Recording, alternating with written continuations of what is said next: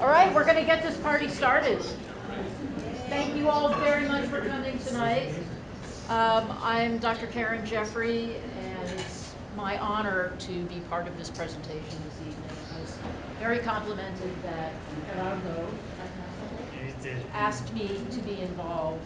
So I'm going to start the evening by introducing his former physical therapists, Oscar Gallardo and Kelly Kubota, who are joining us virtually by Skype. Both Oscar and Kelly attended UC Berkeley, and then Oscar earned his Master's of Physical Therapy at Boston University and his doctorate at Western University Health Sciences. Kelly earned her MS and her certificate in physical therapy at Duke University, and now both work at Rancho Los Amigos National Rehabilitation Center in beautiful Downey, California. And Oscar is going to be available at the end of the presentation for Q&A if anybody has any questions for him. So, Oscar and Kelly, it's all you. Perfect. Can you guys hear me okay? Yes. All right. So number one, I would just like to thank you all for inviting us to be here tonight to speak with you guys. It really is a very uh, happy occasion for us because we like to celebrate Gerardo's success. He's come a long way, as we will demonstrate from our presentation. You guys will see essentially where Gerardo um, was several years ago when we first met him here at Rancho Los Amigos, and how far he's come. So it's a very happy occasion for us to see how far Gerardo has come, and we're just very excited to be here with you guys to tell you a little bit about his journey, and from a physical therapist perspective, kind of where we the way we approach the management of an individual with a traumatic brain injury. So let's go ahead and get started with a couple definitions, a couple facts and figures about traumatic brain injury. So according to the Brain Injury Association of America, these are some of the statistics in regards to the prevalence of brain injury in the United States. Um, there's 2.5 million children and adults who sustain a traumatic brain injury in the U.S. every year.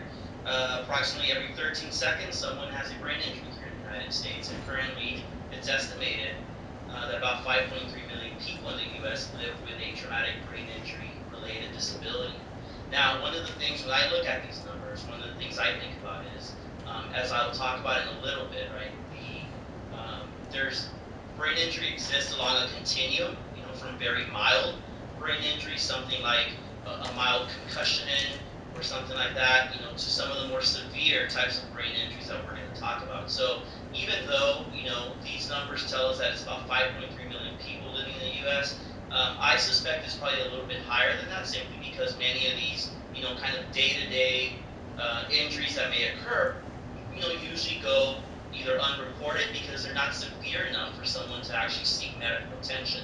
So the numbers are probably quite a bit higher than this.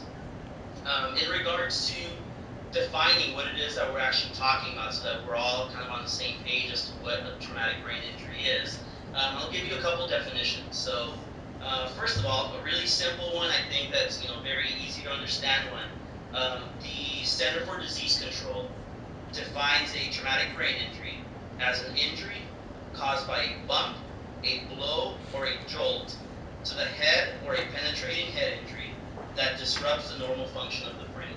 Okay? So it's pretty easy to understand that any external force hitting your head is going to cause some damage to the brain. Now let's dig a little bit deeper, and I'll provide you with a little bit more specific definition that I found in an article by Syed from 2007. So this particular one goes like this.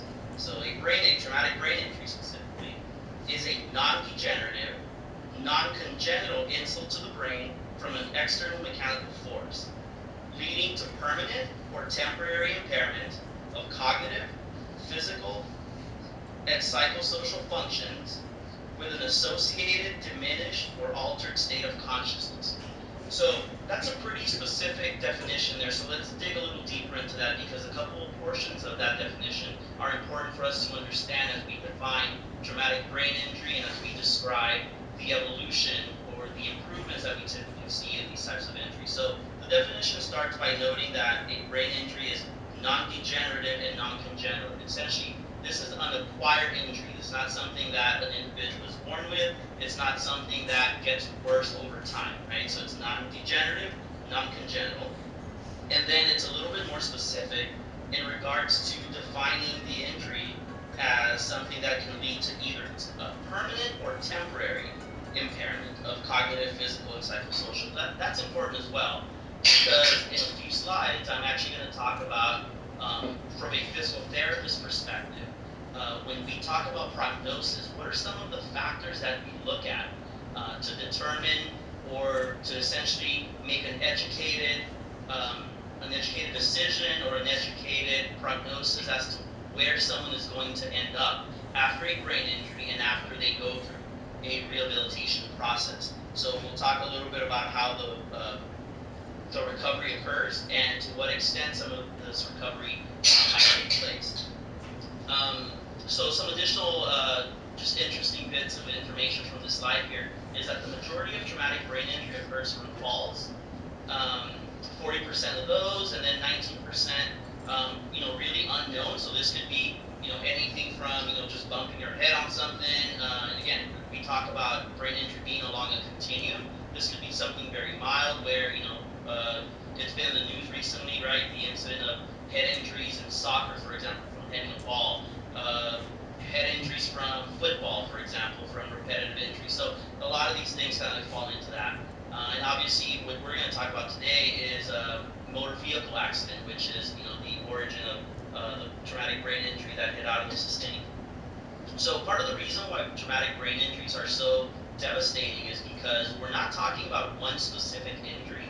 We're talking about multiple injuries that occur to the brain at multiple sites due to the traumatic nature of the forces that cause the injury. So the graphic that you see here on the left is a typical example of what would happen during a car accident, for example, as in this case. So not only do you have, so the mechanism that that we use and the terminology that we use to define this type of injury is a coup contra coup injury.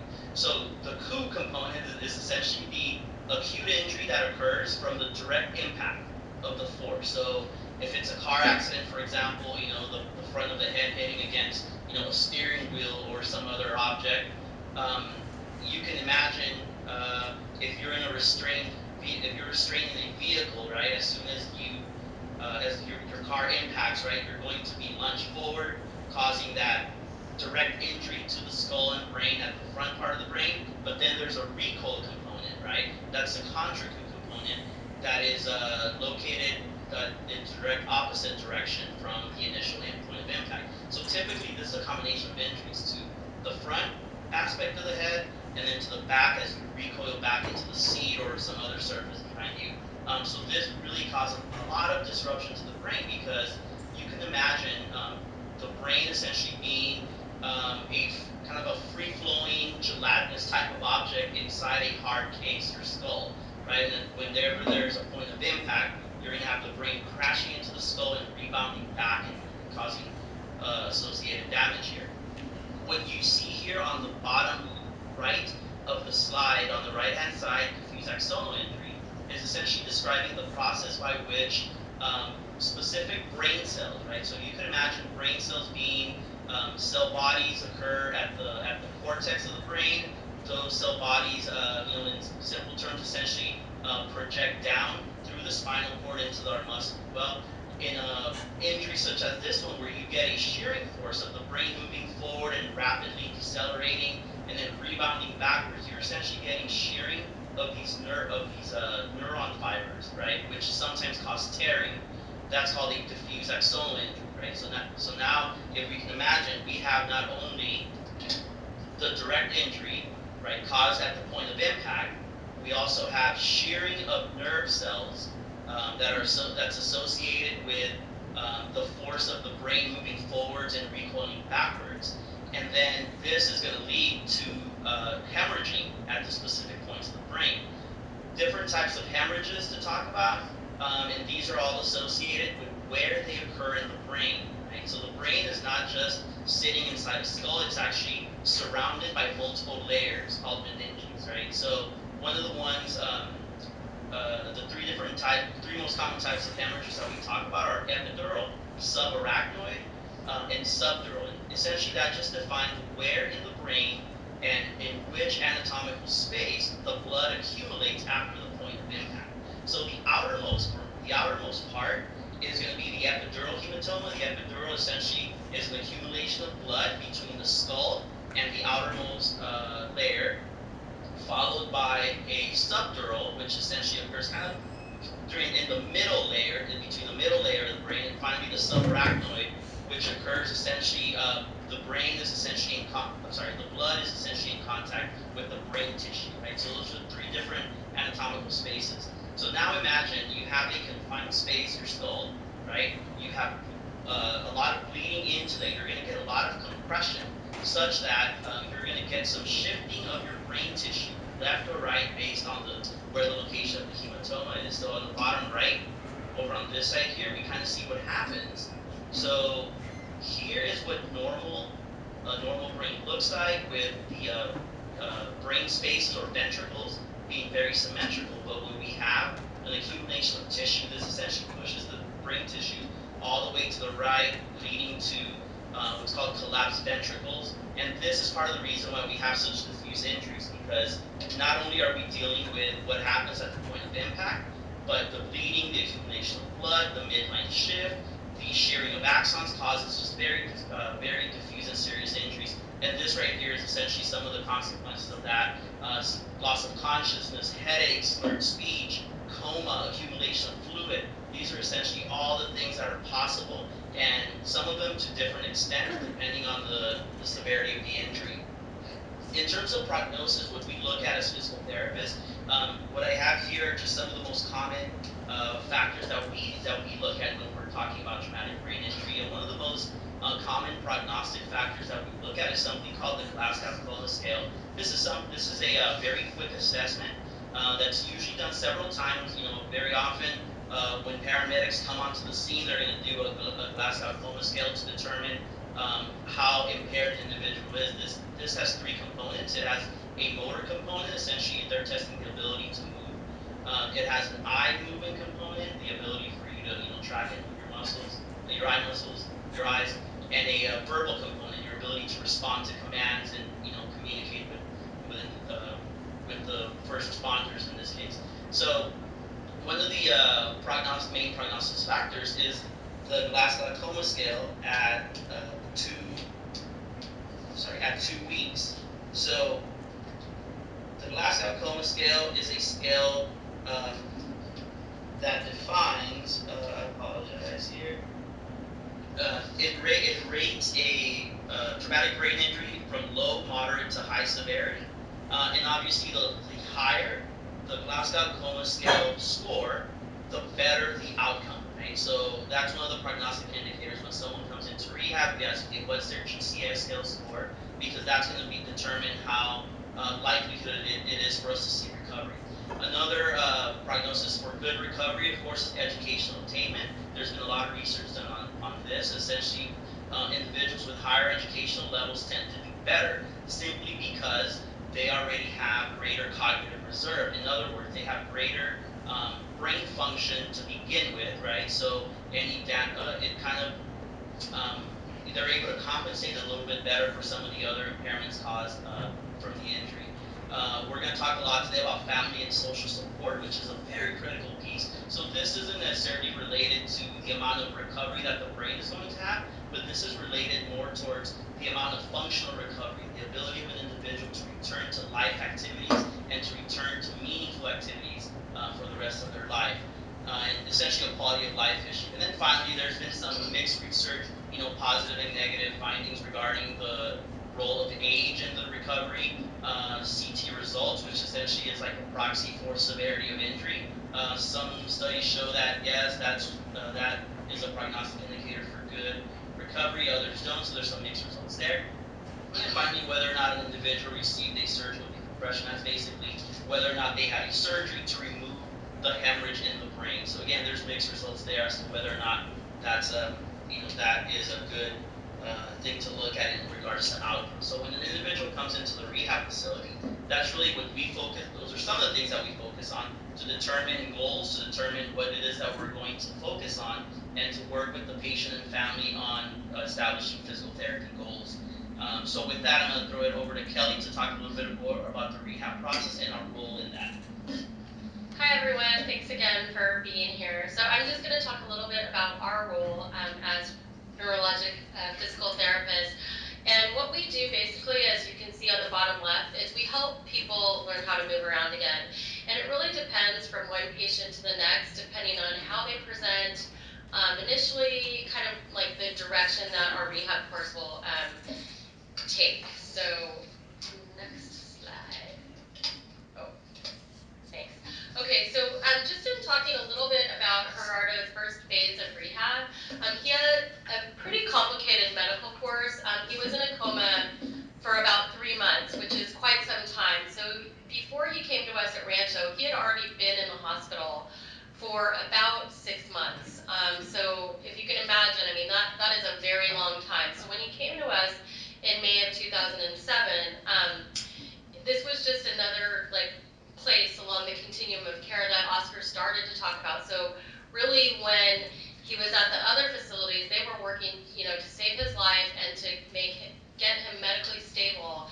And Oscar alluded to the family support a little bit. His family was really instrumental in helping him get to Rancho, our facility. And so just in terms of what are the requirements for inpatient rehab, the individual has to be medically stable enough to participate in rehab. So, he was in an acute care and then a subacute hospital before he came for rehab. And individuals at our facility need to be able to participate in 3 hours of therapy a day. So that is between PT and OT and speech, and they can do a combination. So maybe it's someone who just will be doing physical therapy and occupational therapy. As long as they get two of those three disciplines, then they can participate in up to 3 hours a day for 6 days a week. Then they're eligible for rehab.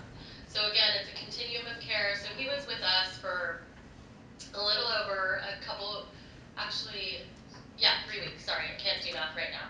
So about 3 weeks, and then from inpatient, he went home, and then he continued his therapy in outpatient. Again, it's this continuum of care. And then just in terms of like what did Gerardo look like when he first came to us? Here was a 21-year-old young man who had a pretty significant injury. He had a lot of factors going on because of the accident. He had fractures in multiple places. He had a subdural hematoma, which is what Oscar was referring to earlier about the different areas of the brain that can be affected. He also basically had a collapsed lung. So, I mean, if you look at the list of things going on, I mean, his body was broken. And, when you look at his Glasgow coma scale score in the field, it was 3, which is, you get 3 just for being there. And so that's a pretty low score. And again, like I said, he had loss of consciousness and coma for 3 months. So don't get too worried about this slide. I'm going to explain it a little bit.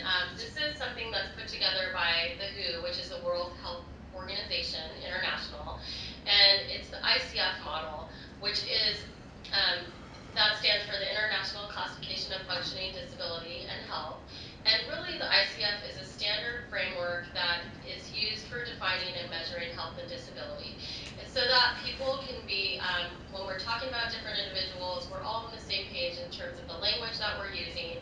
And so we talk about someone's health condition. In this case, Gerardo's was he had a traumatic brain injury, he had fractures.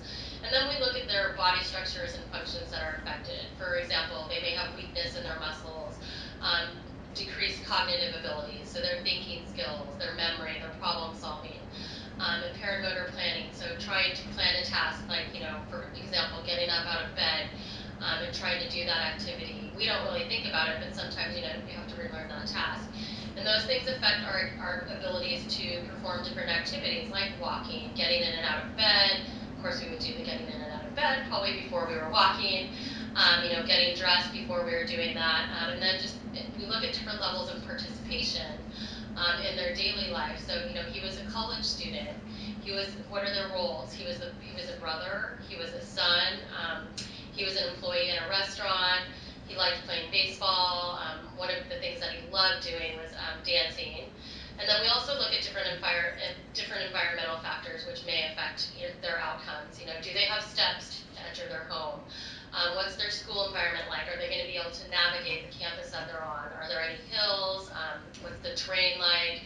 And then, what are the community resources out there? We also look at different personal factors. And again, Oscar talked about this a little bit, but Gerardo is very fortunate to have an extremely supportive family who played a very large role in his recovery process. Gerardo was also very motivated, a very hard worker, so was always, willing to participate in the number of different things we threw at him, and we did throw a lot of things at him while he was in inpatient and outpatient therapy. So this is at his initial evaluation, and I was the person who actually did his initial evaluation when he first came to us. So I'm going to try to explain to you what these numbers mean. So in terms of bed mobility, that's basically if you're laying in bed, getting to a sitting position at the side of the bed. So Gerardo was able to do between about 0% to 24%. So basically, the person helping him was doing about 75 to 100% of the work. And then for getting out of bed and getting into a wheelchair, it was similar. So needing quite a bit of help. Again, 75 to 100% assistance means that he's doing somewhere between 0 to 24%. He had challenges with his motor planning. Again, trying to do something that you and I may take for granted, just like getting out of bed, became like a very real cognitive task. Like, okay, how am I going to get to the side of the bed so that I can actually sit up from the bed? And then also the coordination of those activities. So it's one thing to actually plan the activity, but then having your body cooperate and do what you want it to do can be a challenge in someone who has a brain injury. The other thing that was very challenging for Gerardo early on was that he had ataxia, which basically is you have this kind of full body shaking. It doesn't necessarily have to be your full body. It can be, just your arms, just your legs. But for him, he actually had his whole trunk, meaning basically everything that your limbs are attached to. It was hard for him to move. And then for walking, he needed two people to help him. So basically, he was getting about 50% help from each of those helpers, and that was to walk 3 feet. So if you can imagine walking 3 feet and you think about where your bed is to where maybe your toilet is, that probably wouldn't get you to the toilet from where your bed is. The other challenge that he had to face as he was going through rehab was that his ability to, so impaired midline orientation, what does that mean? His ability to know where the middle was affected by his brain injury. So if you or I like knew that we were actually sitting up and sitting straight, that was a little bit challenging for him. So that compounded his challenges with his motor planning, with his coordination, and with his movement. So in terms of, when we look at what type of interventions that we would do for a person, again, it's going to be very different based on how the person is presenting to us. So we do, a very individualized assessment. So we looked at Gerardo, like what are his issues? What kind of things are we going to work on? So for him, just being able to sit in a, like unsupported, what does that mean? Just basically sitting at the edge of your bed without support from your arms. That was a challenge. Getting to standing, that was hard. So, we're practicing these activities together. And family education and training, that should probably be the first thing on our list, because his family was so instrumental in his ability to have additional practice sessions outside of the therapy we were doing. He did probably just as much therapy outside of traditional therapy than, like in the gym, like he was doing with his family. And then functional cognitive training and dual tasking. What does that mean? So, that's basically if you can have a conversation while you're talking, you're actually walking outside, you're doing things in an open environment, meaning there may be distractions going on around you, trying to do two things at the same time, walk and chew gum, you hear things like that. We're trying to make sure that he's able to, handle the cognitive demands of doing something when he's distracted by other things in the environment. So we'd work on, different aspects of his mobility, like I said, getting in and out of bed, getting on and off the toilet. We worked on walking and then looking at, externally guided gait training, and that's something that, looking at different cues of focus or different, ways for him to kind of focus on different things rather than focusing on how his muscles are moving while he's doing the walking. And then, of course, strengthening. We gave him different strengthening activities to work on. And then the other thing that we were working on with the family was making sure that we were evaluating what type of equipment that he might need and then providing recommendations for the ordering process. So this is a surprise for Gerardo. He didn't necessarily know that we were going to show this, but this is just to kind of show where he was when he left inpatient therapy. And so this is him walking, and this is after he had gone home. So you can again see how incredibly supportive his family is. And he's walking here.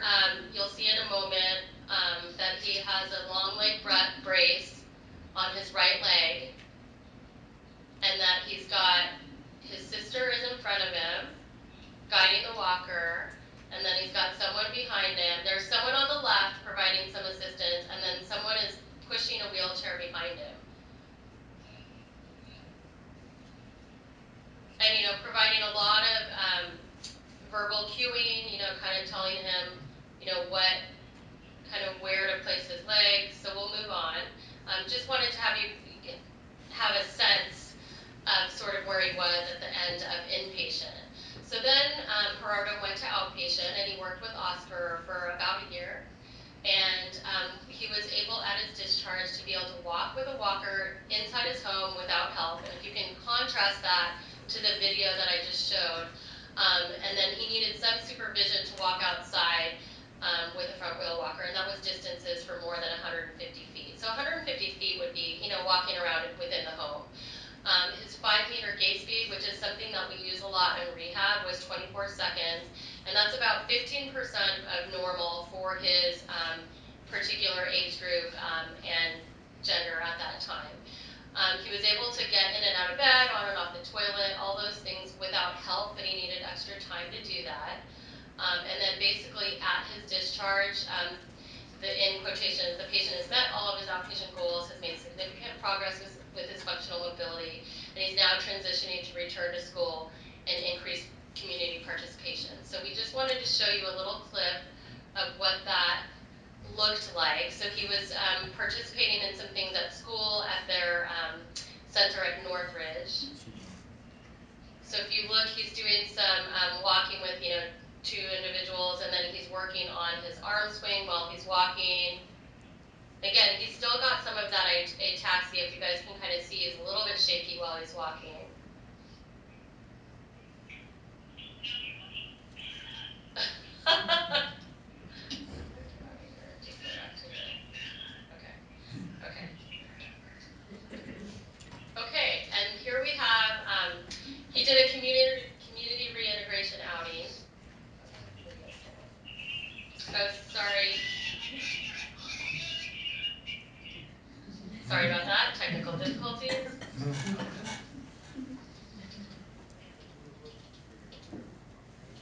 Okay, now we're caught up.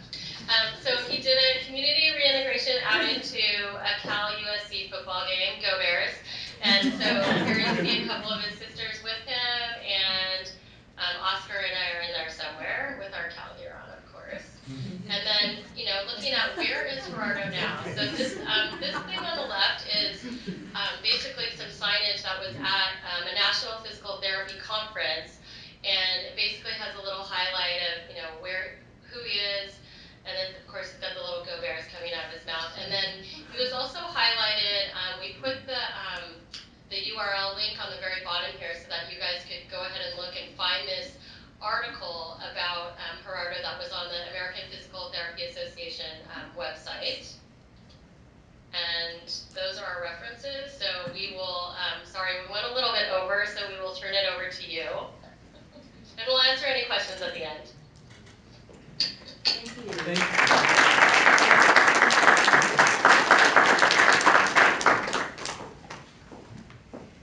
Well, I just learned a lot. I thought I knew Gerardo pretty well, but I didn't know nearly as much as I thought I did about what he's actually been through. So along those lines, if I can, we'd like to show you a few more pictures of his life before and after the TBI. And I may need some technical help, Dr. M.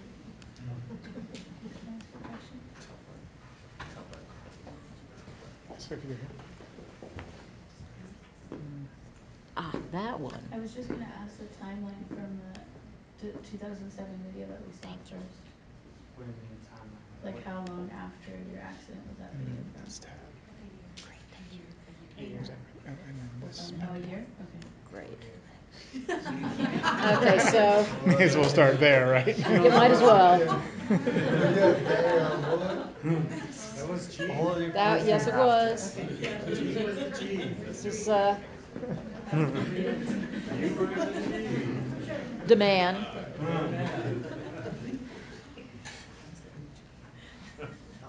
Is that a gold chain? That's an awesome, yeah, just. Is that a gold? Oh my gosh, I never noticed that before. Aw. Whoops. And we know that he loved to dance. Here he is with his dancing group. And here he is afterwards, waiting for his ride to PT, was it? To the I was hospital? on school going home at that Oh, time. okay, going home from school. And now we're going to show you, these are the same two people that you saw in the video of him walking. This is his brother and sister helping him to stand up for the first time. Whoops. Back. Not that one. Alright. Do you think you can be able to do 6 sets of 10 on that leg? So we'll go to the moment. Your feet aren't even, bud. There you go. You ready? 3, 10 and out. 1, 2, and join. Good job. Come on. Keep your balance and then let go. There. How's that? Okay. So who else do you have coming over today? No one? Stand up. Stand up straight. No one else is coming? No one. Who came to see you so far? Mario and me. Oh, and you. How long was Mario here? A long time. Like, what's a long time? 5 minutes? Half hour? An hour? Stand up straight. I think 10. Finish forward. Finish forward. Come on. I think he was here for 10. 10 minutes? And who's coming tomorrow? I don't know. No one? Try to let go of me. No, but we have a lot of visitors That's huge. tomorrow. Isn't Kamaro coming tomorrow? Stand up. Stop. Try not to shake, okay? Amanda is just. Okay. Good job. Did you say you wanted Gamaro and Keon and? So you got to see the ataxia that he was talking about, and you also got to see, you could tell that he was barely able to speak at all, and it was actually easier for him to balance when he was being distracted by conversation, so that was happening also.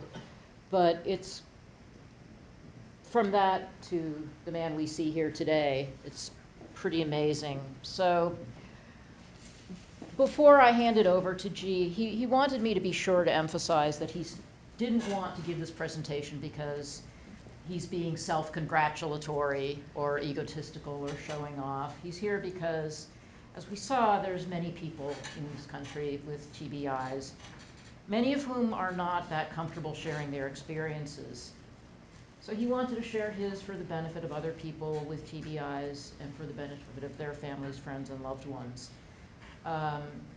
He wanted to show just what is in fact possible for people like him, but also that it's not at all easy. So with that, I'm going to hand it over to G.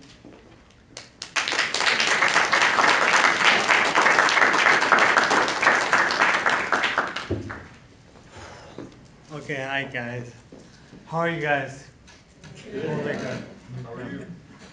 A little bit nervous, but I'm okay. I'm okay. So, anyways, okay, you guys know I had a hard struggle physically. You guys know about me physically, what's outside. But now, let me go deeper. I'm gonna talk about my intellectual disabilities. You guys have an idea, but don't know much about it. I don't know much about it. It's brand new every day. But I want to let you guys know a little bit more about me. Okay. My cognition is a big factor. A lot of difficulties in my cognition. First, foremost, my education. Okay, my education. Like everything takes two, twice as long compared to other people without injury. Like, for instance, let's give you a good example. Testing. I have to, instead of someone taking an hour test for the class, I have to make extra time to take a 2-hour test because I need time to read, I need time to interpret what I'm reading, and also interpret the answers, or else I'm lost. I'm lost. But also, on top of that, people nowadays, a lot of professors know me really well. They know that the best way my to get my answers out in verbal examinations, because they know I know the material. And the only way I can do it is a verbal examination. I'm not gonna lie. Sometimes some professors get mad at me.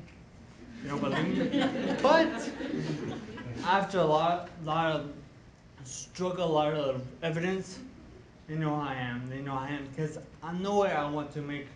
I know I want to make sure. Hold on. I don't want to make a point to be a cheater. I know I want to show that I do know the material. It's just hard for me to write down an answer because I don't know sometimes. Sometimes hard. That's that. Now let's go deeper. Reading. Like I know some factors like everything takes double time. Say I have a chapter reading in a week.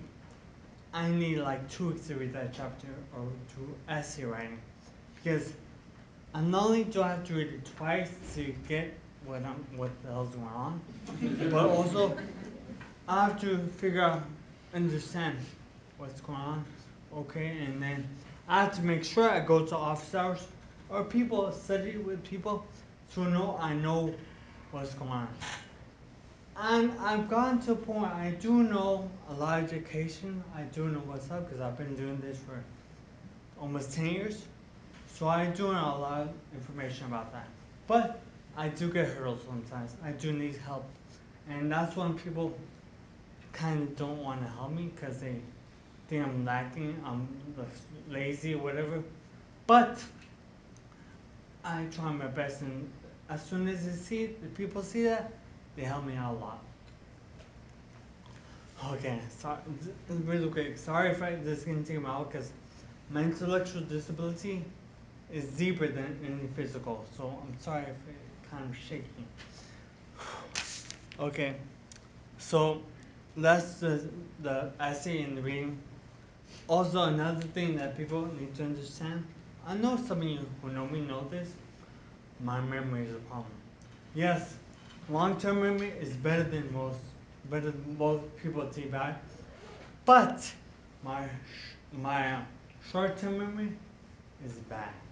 And yes, like let's say I meet someone the day of, and I meet them like a couple of days, I forget your name. Not to be conceited or whatever, I just forget your name. I just do forget your name, and I'll make sure to, if I ask you again, what's your name? I'm sorry. I don't want people to think I'm being egotistical, being too popular. I'm not, but I'm not, okay? I'm not. So, like, I just want to make sure that people know that because I forget names. I do. I forget little things. Like, before I'm better now. Before I would like say like before I would have to my speech therapist would help me like see where to get ice cream at a store, where to get a bar soap at the store, what aisle to go to get those stuff, milk and everything. I can do that first. Also, I can I didn't know what right and left was. I didn't. And also on top of that, like I'm walking out, but also my cognition, meaning my walking physical ability bad. Like say, even now, I say I have to walk around this table, or get over there. Instead of going this way, I'll go this way, the long way around to get there. And I don't know why I just do it, and people get mad at me because I take longer than usual. But what can I do? Like I don't know. Like it's hard. In my head, I think it's quite easier, faster, but that's my head. So okay, now let's go deeper now. So besides all the like factual education stuff, my communication, that's bad. Yes, I know by now I'm speaking, I think, kind of fine. But let's say I talk one-on-one to people, sometimes my speech goes down. I slur a lot. I don't say the right pronunciation of word. And people, that's when people actually think love me. They condescend me because they think I'm not, I'm sorry, they think I'm retarded. That's not a proper word, they think I'm retarded. So then they condescend me. And I personally, I believe maybe I'm smarter than them, but that's who I am because that's who I am, okay? But I hate that. Like, pause on that. Let me tell you. Okay, so yeah, sorry. So like so that's when the people come to me. But that goes into my social life. My communication made my social life go down. One of the reasons. Before Maxine, you see I was a dancer and everything. Before I had a big social life. Like people love me, I love people. I did, I'm not gonna lie. I love dancing, I love going out. I love that. But as soon as my accident happened, they all left. Bye bye. They all left. Just because I couldn't talk properly, it's hard for them to understand me. I can walk, I can party, I can drink. You name it, I can be the typical college student. Can work, can drive. That especially made it hard for me back then to find in a relationship because girls would think low of me. They were like, I don't want that guy. He's nobody. He's no good. I'll be like, okay. Luckily now I recovered so much. I have a fiance. So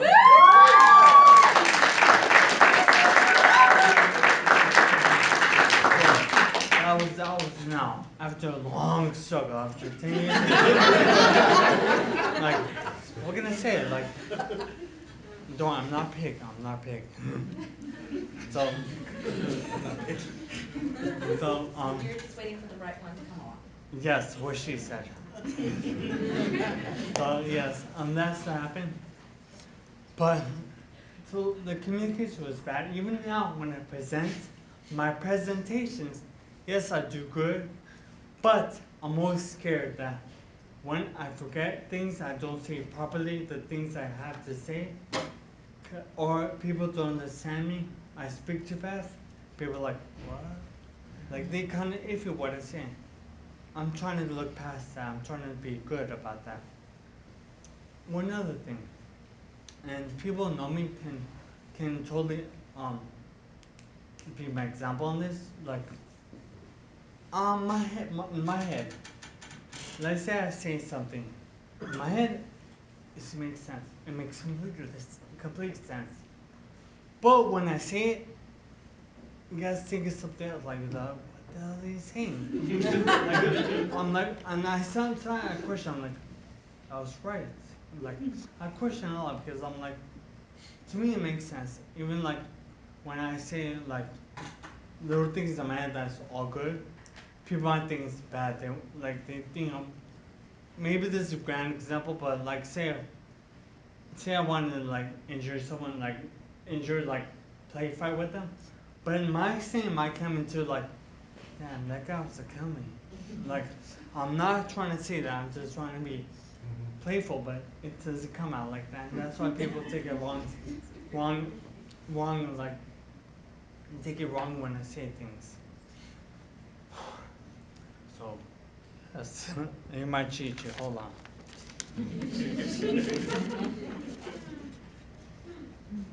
Okay.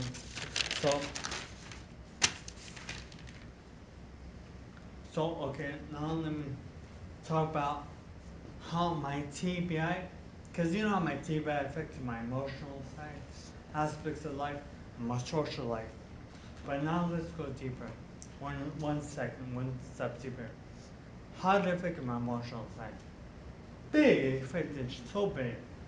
Like, already before my accident, a lot of people, I'm not gonna lie, a lot of people thought I was too sensitive to homophobic, gay, I guess you could say, but I wasn't. I wasn't. And now after my accident, I'm being more sensitive. So now people look at me like, "Are you gay?" I'm like, "I'm not. I'm no hate on gay people. I love gay people, but um, like, don't judge me if you guys don't know me. Like, I'm just really sensitive, really emotional with everything. I'm more emotional with everything. I'm like, for instance, when I love you hard, love you really hard. Like, if you, that's good and bad because, say you break my heart, I get torn apart really bad, and it's not good because I give you, even though it's hard for me, I give you 100% of my time. I do. And that's what it is. It's hard for some people to let that go, let me be who I am because they're not used to that, and especially they're not used to guys being like that. So I'm like, that's a double whammy on me, and I don't like that at all. But what can I do? Also, another factor of my emotional side of TBI, I do stress a lot. I'm not gonna, I stress a lot. Like little things like, say the phone or something fell on the ground, I get so anxious. I'm like, I gotta get it. Like, I get so anxious, and I try to pick it up. Even if I can't, I'll try. If I fall, I'll fall, but I'll pick it up, whatever. But I stress a lot, and I know my loved ones, they don't really like that because my stress makes them stressed, and they don't like being around someone who's stressed like that. With that said, a lot, like if you look at research, a lot of people, like loved ones from people with TBI, they leave. They leave and they don't say that. That's why I love all my loved ones because they've been there. They hate. I'm not gonna lie. They probably hate me sometimes. They were there. They have a lot of heart. They have a lot of heart, and I love that for them because without them, I wouldn't be here at all. I wouldn't be standing giving the presentation. So that's that. And so, okay, now let me go into something not deeper, but let me go something deep, I guess. So, okay, that's emotional, social, and education. But now let me tell you about other factors of TBI that I have. I tend to have daily delay reaction to things. Like, for instance, let's say someone passed away.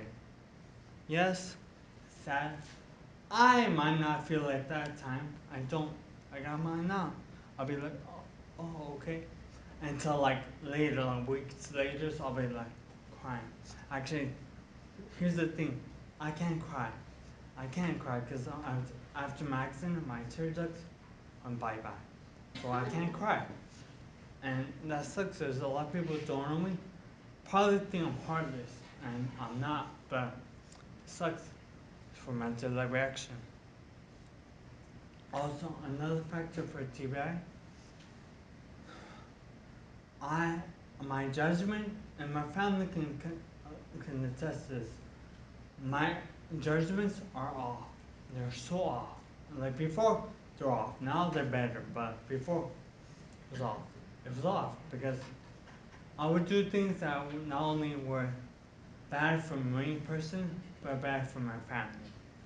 and I didn't think I would think it was good and everything. It was wrong. It was bad. Like I would trust people way too kind, cause I'm a trusting guy. I'm not gonna lie. I'm trusting. So don't take advantage of that, guys. I'm really trusting, and I would without thinking, right? I would make people in my life get hurt without thinking properly, and my judgment's off because of that.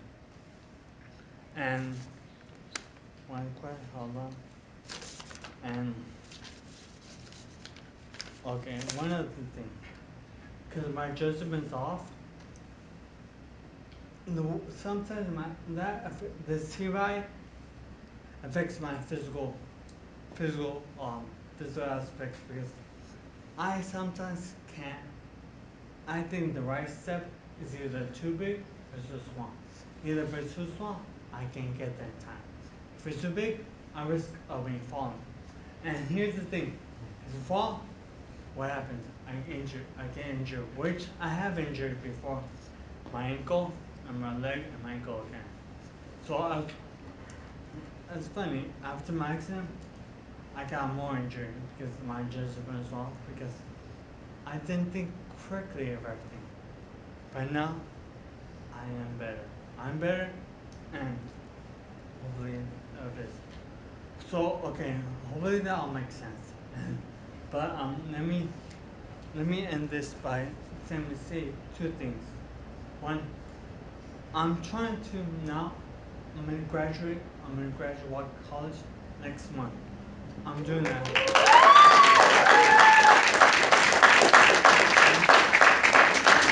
My future goals. I want to go grad school, but I want to first work because I need money. People with disabilities. I'm not gonna lie. Especially people with disabilities, their money so low, so low. I can't live. I can't live. Like, I can't live. So I need some money so I can buy food. I can buy my rent. I can take my fiance out to a nice dinner. Things like that. So I want to do that. But I'm sorry. So I'm trying to get a job, and then after like the next semester or something, get into grad school, and now I'm doing a doctorate. I want to do that. That's my main goal. I'm gonna do it. Might take 20, 100 years, but I'm doing it. I'm gonna be in like a dead zombie guy. Getting my doctorate, but oh well, I'll do that. So that's who I am, and that's my goals. And okay, I'm gonna try to memorize this. So I'm gonna end this also by saying I want like I said, I want to thank everyone who loves me. I love them because without people in my life, with all the love I have, I would not be here. I would not be here.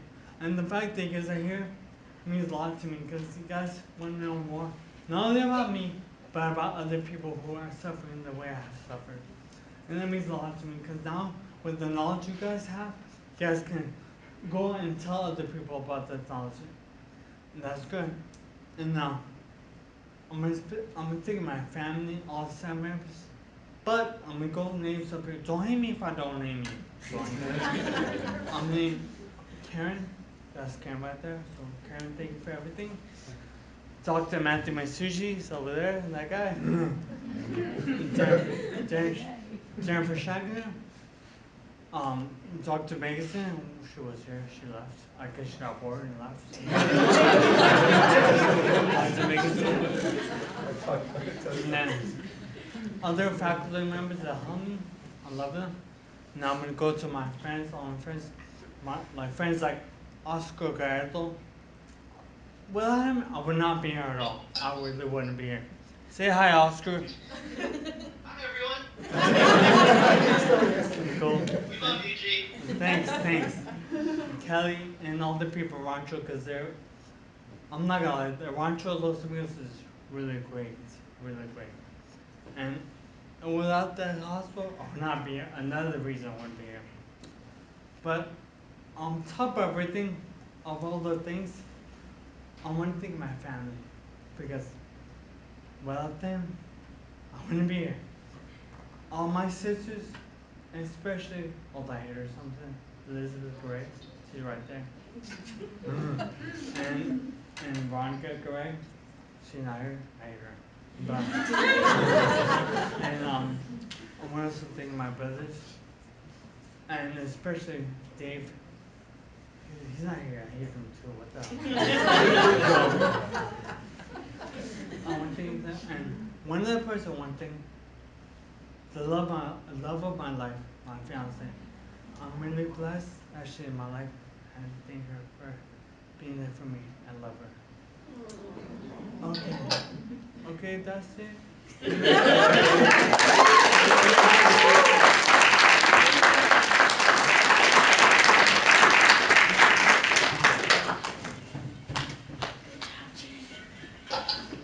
So we're going to take a few questions and answers. You are welcome to raise your hands, or if you have anything written down on one of the cards we passed out, you can pass them this way, and we'll ask that way. But let's throw it open. Yes. Yes. So I know it's physically, but also emotionally when you're going through rehab and you have to set goals. What was your emotional goal, you know, to keep pushing yourself forward? What did you tell yourself every day? Like every day, good question. Like I'm not gonna lie. At first, my family can attest to this. I don't want to. I want. I'm not gonna lie. I want to um kill myself because I was. I don't want. I don't at that time. I don't want to live because imagine this. You wake up, nothing, no facial expression, nothing, nothing at all. So that's how I felt, and I wanted to die. I wanted to die, maybe. But luckily, my family held me back and told me to push on. They pushed me for far, far. But then I began to push myself further, and now I can't stop. I want to fly. Um, and besides, remember, Oscar can answer questions too. Because, right, Oscar? Oscar? Yes, we just want you to repeat the question. Okay, okay. So, they're a really good therapist, trust me. So ask away. Yes. Did you do any aquatic therapy, whether it be at Los Rancho or I did aquatic therapy, and have you heard of the Brown Center in Cal State Northridge? the Brown Center in Northridge? Cal State Northridge. Cal State. Cal State Northridge? Yeah. No, I haven't. Like, Dr. Matthew should correct me if I'm wrong, but I heard that Timothy Center is trying to do the same thing, right? As the Brown Center? So, sorry, I know insights. But that's why I did aquatic therapy, and also did land therapy. I would do, as a week, I would do 4 times aquatic therapy, twice land therapy. So I would do that every day, basically. You're looking good, man. Thanks. Okay, any other questions? Don't be shy. Okay. Who? Pick. Okay, you start and Danny. How long did it take you to get out of the wheelchair? Oh my God. Okay. To get out of the wheelchair, um, Oscar, was that on the wheelchair when I went to you? You were in fact, when you started working with me in outpatient therapy, you were actually we ordered you a powered wheelchair, not a Oh. manual chair, but you were in a power wheelchair, so a motorized chair. So, and that was essentially about a year when you discharged from outpatient therapy. That was about a year. You were doing some walking, but most of the time you were in the wheelchair. That's a year after your injury, essentially. Okay, then. There you go. So, thank you, Oscar. Danny. So how did your doctors train your family, and was it your doctors who trained them?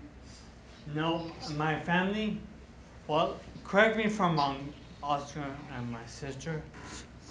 I think they learned from my therapist, and that's all they learned. They were, from what I remember, they were there every day. Every day I went in therapy, they were there every day, learning, writing down notes and everything. Every session, whether it be speech, occupational, or physical, they were there, writing everything down, and asking all. Gee, sorry. What? When you're done, I'm gonna chime in when you're done. Okay, okay, almost done, almost done. So they would do it. They would do it. Like they would ask them for help about what to do with me that day or daily. And they would do that. Okay, Kelly, your turn. Okay. So in terms of like who taught who, I think G's family really taught us. They already sort of knew how to help you, so they were already doing things, and they just kind of looked at what we were doing in therapy and incorporated that into the things that they were already doing with you. There you go. So okay, Shannon. I've done it for a couple of years now. I know every so often you have to use your motorized wheelchair, which I know that you absolutely hate and despise using. Yes. Do you, since previous year since I've graduated, do you still have to use that sometimes? Really, really, like slightly, maybe. Long. Well, nowadays, the only reason I use it if I hurt, and if I have to go long distance, I'll use it. But no, pretty much no. Like I say, 10 times, I'll use it like negative half. So okay, there's a hand over here. Oh, Aaron. So this is a question for Oscar and Kelly. I was wondering, what is it about Gerardo's situation that made him, and I like to tease him about this, that made him exceptional? Because you know, you see a lot of patients and they all have varying sorts of recovery processes, but I mean, we could see that Gerardo is just out of this world. So what makes Gerardo's case unique from the other cases you've seen? I've been practicing for 23 years, and I have to tell you, I have never seen a family unit so together and committed and dedicated to helping ensure that their brother, their son, got the best care possible, and they were asking all the right questions all along the way. And if they didn't understand or know why something was happening, they asked the questions. And they were all like just on the same page. I mean, they communicated so well together. And I've had a family member in the hospital and have had to help negotiate that situation for my family, and we were nowhere near as well coordinated as their family was. And I don't know if Oscar wants to chime in a little bit as well. I think that one of the big pieces that's very important for any, for any patient, any family member, any friend undergoing, medical care is, you know, having someone to advocate on your behalf. And that is the huge role that the family played in this situation. I mean, like Kelly said, not only were they on the same page in terms of being organized, knowing what's going on, but really being very vocal and not being shy about advocating for his care. I mean, if you look at the number of sessions that I had with him, I saw Gerardo for over a year, 70 sessions. I mean, we were with him. I saw this guy a lot over the course of a year, and we worked together. I worked with the family. The family was there, and they were always, willing to go the extra mile to make sure that he received all the services that he needed. And that played a huge role in his recovery because they were always ensuring that everything that he received was the best and it was appropriate for him. Like, let me add to that one thing. I do agree with Kelly and Oscar. Also, like I'm gonna say this, because of my family gave me so much support, and because of my major, now I know exactly what to do to recover more. That's what I did forever. That's what I'm still doing. That's why my plateau might not be forever because I keep recovering daily. Daily. Might not be physically that much, but emotionally, mentally, I'm recovering. That's why I keep studying. That's why I do what I do. All because of my family, because I'm like I kind of, sometimes we argue a lot, but they were always right. I hate to say this, they're always right. But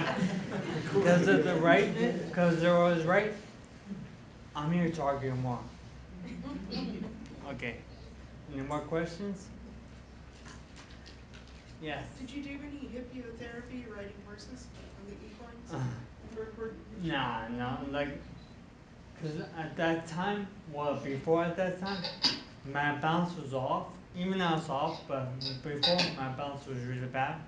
I can, like Kelly said, when I got up, I can see I would fall, and also I have vertigo, so that's why it was hard for me. How about now? Have you thought about it? Like, well, I did once when family went to Lake Tahoe with horseback riding, and they were making fun of me because I was kind of low riding that horse, but that's what I did, and like um, I think percent like because I know my likes, and I would like that sometimes, but not to recover. I would like that for fun, I guess. More recreational therapy for me. Okay. Okay. Anyone else or topic or something? Okay. Henry. Yeah, I'm just curious about one of the prognostic factors was the educational attainment. Since you were injured while you were 21 in college, and you had some college experience, how did that help you personally with your recovery? Do you think it would have been any different had you been maybe 16 or 17 in high school? I'm just curious as to how that Okay. part affected you. Let me relate that back to them. Yeah, yeah. Oscar. Oscar and Kelly.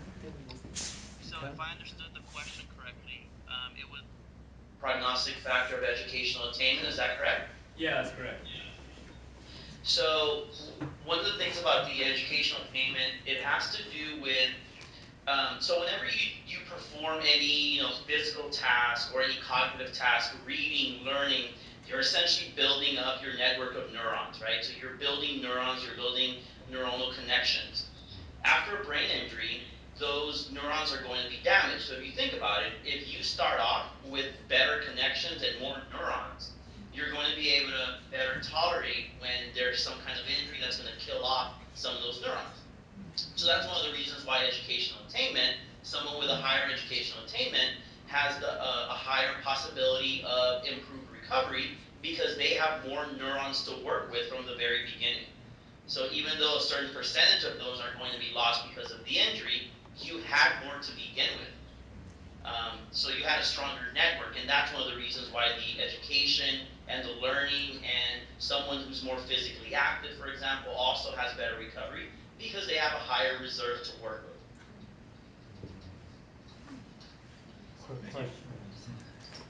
question. Yes. Sorry, I would love to just follow up. A part of his question was, what if it had happened to him when he was in his teens? Was would neuroplasticity play into that at all as far as recovery? He wouldn't have had as much time to build up that neuronal network that you mentioned. What would that have been a really a strong factor if he'd been younger? You heard that? Um, Okay. yeah, it depends on how young. Because I also work on the pediatric unit, and the young brain is very plastic, and so sometimes, depending on the injury, you can have when you're younger, your brain and your body tend to recover more quickly. But again, I mean, G had a pretty significant um, accident. And so, again, when you have someone who has a Glasgow coma score of 3 when they're in the field, I mean, you get a 3 for just showing up.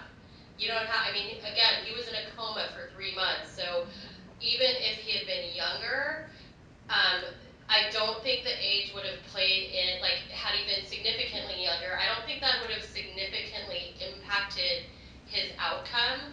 And again, I know Oscar and I have talked so much about his family support, which was, of course, extremely important, but I think it's really important to acknowledge and recognize how much work Gerardo did in his own recovery for the plasticity component and the recovery component.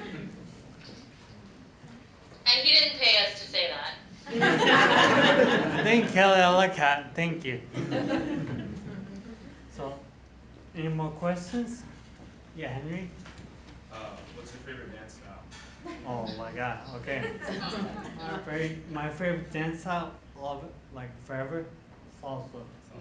Salsa. But I used to do a lot. Like I used to do all kinds of hip hop, salsa, merengue, jarabe, cumbia, um, Asian dancing, Indian vanguard dancing. I used to do all.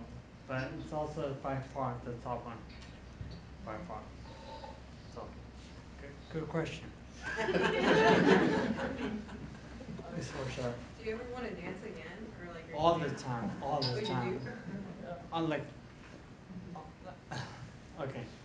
After I woke up from a coma, I got sad because yes, I can talk and walk, whatever, but the fact that I can't dance like I used to, like I can't, which breaks my heart because I love dancing so much. Yes, one-on-one I can dance, but when it comes to one age dance performance style, salsa, whatever, no, I can't dance, which sucks because I love dance. I love dance so much. I'll do anything to go back on that. And actually, that's a good question. I mean, yes, good question because with Oscar, one year, I forgot what year, they did a study with me, walking with music, because I love to dance a lot and I love music. They did a walking with music and they, Oscar.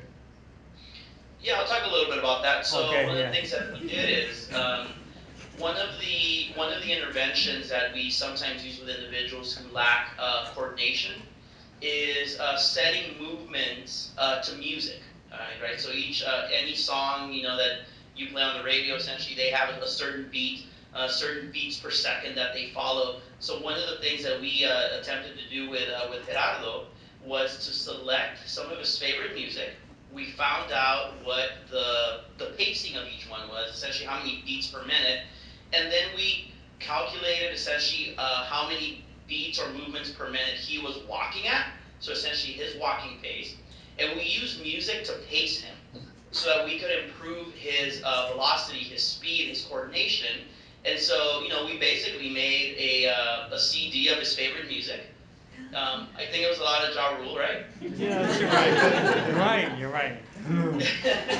So we had some of his favorite songs, and that was our therapy. He essentially would walk with his music in the background, trying to keep pace with the beat of the music. So it's a auditory feedback in a way to provide him with a set pace to practice in the hopes of improving his coordination and improving his walking velocity. So this is actually something that my student at the time, Amanda Streeton, this is one of the things that she worked on. She actually presented a poster on this at one of our national conferences. So Gerardo is very well known in the national conference circuit because we've presented so much about him over the course of the years. I applaud to that. So, okay. Yes. During your first year, within the first 70 physical therapy sessions, what was the one thing that you looked forward to the most? Usually physical therapy is a very painful process. Like, um, are you talking about the first, what I looked forward when I first woke up, or when I did operation? Because there's different phases. But which phase are you talking about? I guess more when you were able to do some of the stuff yourself. Okay, let's say when I was in operation, when I was able to move on. Yeah. First thing I was wanting was to be able to walk again, like be able to walk by myself again. I don't even know. I never want assistance. And something with the reins, where they're hard, I have to use my cane. I have to use my quad cane. Because, I'm not gonna lie, like the other day, earlier this year, semester, I didn't have a cane. I was walking, and when it was raining, I was walking. It wasn't even hard. It was raining. I was walking, I slipped, and lost my air. And my back and lower back went out. And because of that, I had to use a walker and a cane for a while. And I don't want that, so I want to be able to walk freely. I do, and I still do. Yes, I can walk freely, but I want to be able to run. Yes, I'm walking, I'm standing, but I want to be able to run. Like, yes, I walk fast, but I can't run yet. I can't. So, yes. That answer your question? Sorry, yeah, sorry. sort of like if you want to go like No, like more like what was the physical therapy exercises Oh, that you look forward to more more so than what you look forward to in the doing future. okay. Like when like for when I woke up, I'm not gonna want to wake up. I hated it so much. Like I remember them putting in a giant walker type of thing. I couldn't cry, but I was cheering inside because it hurt a lot just to be in there. But then when I got operation, the best thing for me was with Oscar, they put a gate ball around me, I walk freely. It was hard for me to walk freely. I look forward to that because at first I didn't have a gate ball at home. I only had it at the Rancho Los Amigos with Oscar, and they would help me. They would help me, and I'm not gonna lie, I trusted Oscar, so if I fall, he wouldn't let me fall. He would catch me. I trust my Okay. family too, but not that Hey, much. Gene. Yes. So I would say early on to answer that person's question when you were first in rehab, I don't think you really enjoyed physical therapy very much, and I think we could probably ask your family for if that's true. Well, they know I didn't. They know I hated it so much. I hated it. But that's why after, way after.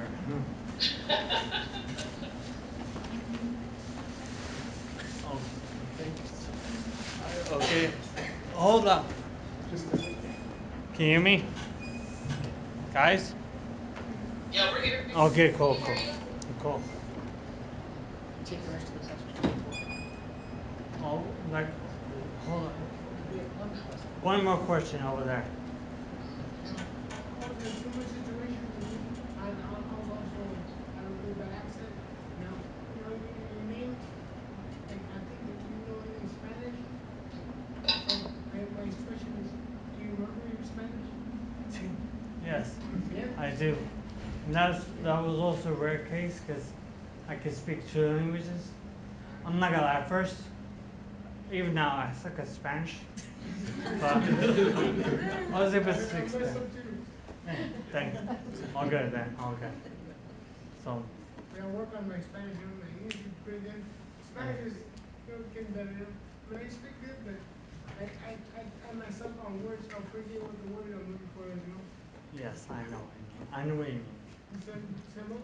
It seemed pretty much the same. Okay, you. I just wondered if you had any amnesia after the first of the accident. Yes, I did. And it came back gradually, or? Like, well, I'm let Oscar and Kelly answer that. Because I don't remember it. I'm not gonna lie, I don't remember it. Oscar and Kelly. Yeah. Do you? I would say, and again, I'm going to say I don't completely remember because I'm having a senior moment, not from a brain injury. But because of the length of your coma, and I'm going to say I'm pretty sure you did. But I can't remember that Well, far like back. my sister agreed with Kelly. I guess I did. I don't remember. There's lots of periods of times in your life that you don't remember. You didn't remember your own brother-in-law that he. Oh yeah. I'm not gonna lie, I hate him. Cause I couldn't, for instance, I couldn't talk when I woke up.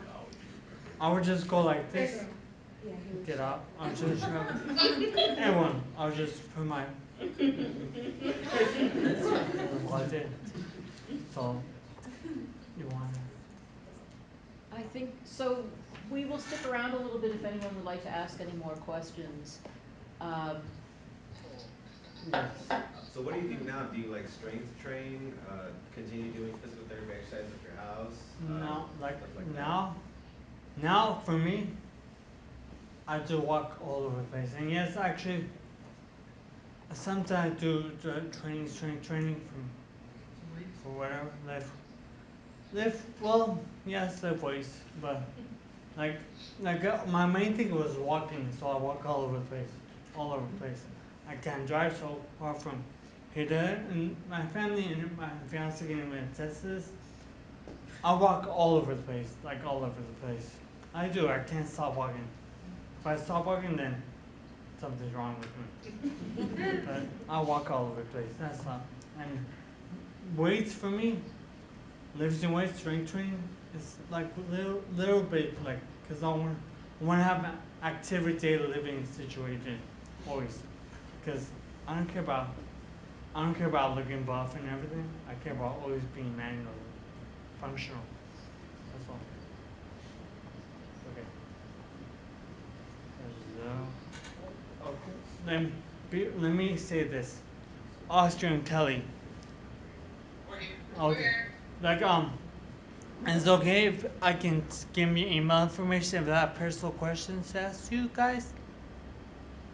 They want to ask us personal questions? Maybe. No. You know what I mean? Why? See, this is exact. This is exactly what I mean. I have a different thought in my head, because not differently in what I say. Exactly my point. They can ask you the questions and then you can relate. Why are you? Okay, so thank you. So basically, I'll be here for a little bit. You can ask if you guys want to answer my more personal question. You guys can. If you want to ask Austrian Kelly something, you guys can too. Look out to me, and I can tell him, and I can be the middleman, I guess.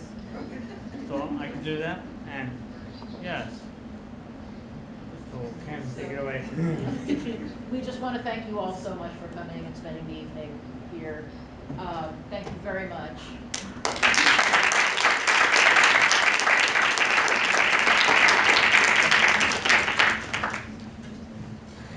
Okay, Oscar Kelly.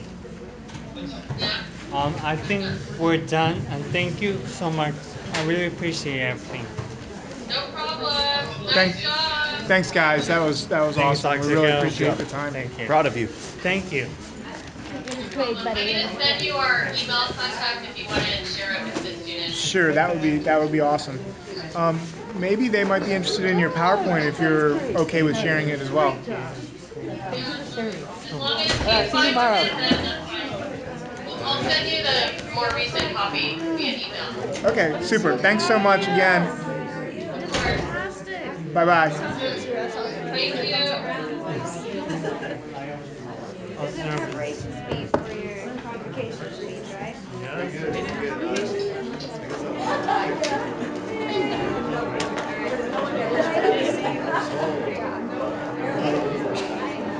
His office is not there, but probably just.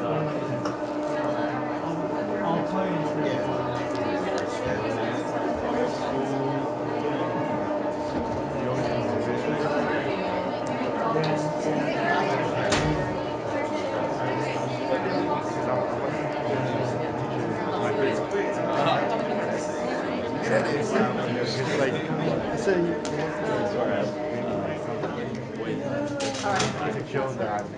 Here, right? My presentation. Thank you. See you in a second. Oops. Oops.